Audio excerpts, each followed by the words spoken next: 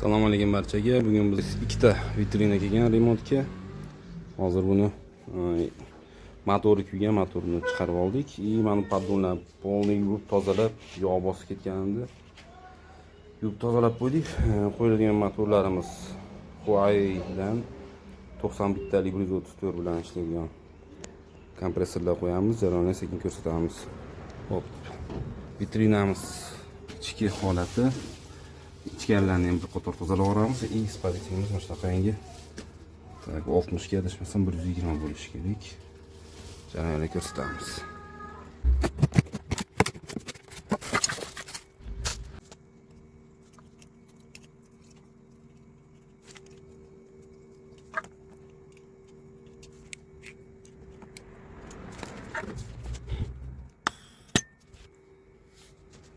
Bismillah.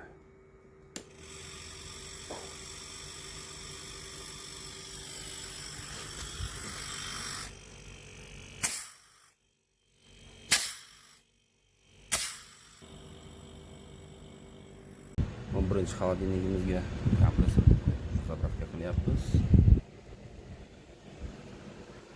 Ikkinchi xolodilnigimizni agregatchasini yechib oldik. Ahvoli chang bo'lyapti. Motor chiska qilib olamiz.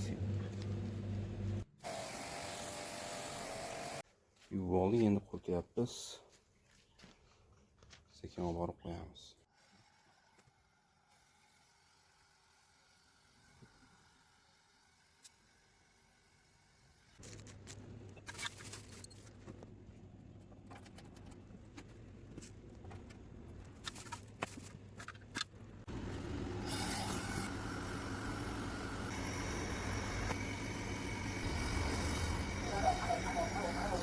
Paykalar qilib bo'ldik, damlab qator o'tishga tekshirdik.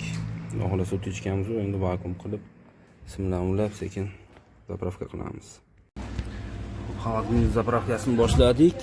134 freon bilan zapravka qilyapmiz. Kapilarga kelib chachayapti.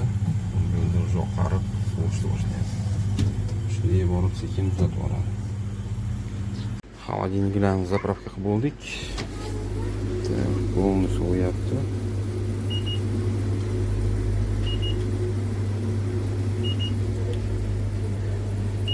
Sovichlari zo'r, hamma zo'r ishlayapti. Tak endi mana esa yaqinda zapravka boshladik.